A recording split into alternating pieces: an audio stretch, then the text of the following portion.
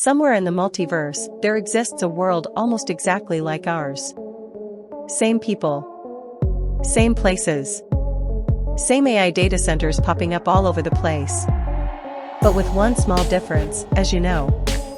In this world, the silicon transistor was never invented. Yet, they still created artificial intelligence with ridiculously large and complex machines. Using punch cards. Yep, paper punch cards. A whole lot of them. One day in this world, the fog season arrived like an uninvited philosophy professor. The Lighthouse network, once the pride of the Ministry of Signals, began blinking into nothing. Across the continent, towers flashed their messages into the fog. But nothing happened. Within days, entire provinces went non-responsive. Dispatches stopped. Responses ceased. The nation entered what historians now call the time the mysterious fog appeared. So the government did what it always did when reality became inconvenient. They scheduled a meeting. In the Grand Hall of Communication, clerks stacked forms into leaning towers. Engineers adjusted brass instruments that existed mostly to be adjusted. At the front of the room sat the national pride, the AI inference engine. A cathedral of belts, gears, and confident assumptions. A senior operator slid in a punch card. It asked, "How do we communicate without line of sight?" The belts moved. The clerks watched. The machine thought very hard about the problem the humans were facing.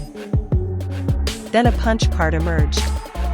It read, "Generate electromagnetic waves. Modulate a carrier frequency. Use an antenna." A pause. The crowd processed it. Somewhere, a communication technician shook his head. A hearing was called immediately, because the nation had a strict policy. If the machine suggests something simple, there has to be a catch. The chairperson stood. "We are here today to discuss invisible messaging." A top scientist adjusted his spectacles, which were mostly symbolic. "Electromagnetic waves," he said slowly, "are a contradiction." Another engineer leaned forward. "Waves belong in oceans," she explained. A junior clerk quietly wheeled in a bucket of seawater labeled "Evidence of waves." The chairperson narrowed their eyes. "Is the wave in the room with us right now?" The room looked around politely. Nothing waved. The conclusion was unanimous. Electromagnetic waves were categorized as superstition. A stamp was applied, the matter resolved. Instead of waves, the government invested in something more tangible. They upgraded the lighthouses. They built bigger, brighter lamps. Lamps so bright they required their own weather reports. A lighthouse on the northern coast was briefly mistaken for a small sun. But the fog remained unimpressed, and continued to exist. Technicians struggled to describe the problem on government forms. So the ministry escalated, as they always do. They unveiled a bold new plan. The Continental Mirror Array. An unbroken chain of heliographs and rotating mirror towers. Designed to bounce messages across the continent by brute force optimism. Glass lenses the size of houses were cast. Mirrors were polished until they reflected not only light, but even the soul of whoever looked at them. A new department was formed. Not for communications. For insects. Because the first night of testing revealed a problem. Moths. Moths loved the warm lamps. And their silhouettes formed interpretations. For one unforgettable hour, an entire province received what officials later described as a rude hand gesture, often accompanied by anger. Thus began the Moth Management Division. Their mandate was simple. Prevent insects from accidentally creating obscenity in government infrastructure. They tried shooing. They tried decoy lamps. But the moths remained ideologically opposed to authority. Still, the mirror array advanced. Thousands of workers rotated mirrors by hand. Entire towns were relocated to reduce glare. A new holiday was declared. Mirror Calibration Week. Children were excused from school to learn the nation's most important skill: squinting. During final alignment, a worker followed procedure perfectly. He turned a lens exactly as instructed. Unfortunately, the instructions were upside down. A beam of concentrated sunlight swept across the Capitol like a bureaucratic comet and struck a government building. It did not catch fire or even explode. It ceased to exist.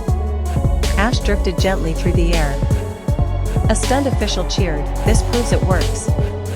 Meanwhile, far from the Capitol, in a quiet workshop, a hobbyist did something radical. He read a book and saw a diagram. Wrap wire around a tube. Add a capacitor and antenna. And created a crude receiver. At midnight, he turned a dial. Static crackled. And then, a voice. Faint. Warped. But undeniably human. He froze. Then he did what every citizen does when encountering forbidden reality. He told all his friends to see it for themselves. Within a week, the state declared unauthorized invisible messaging to be fake news.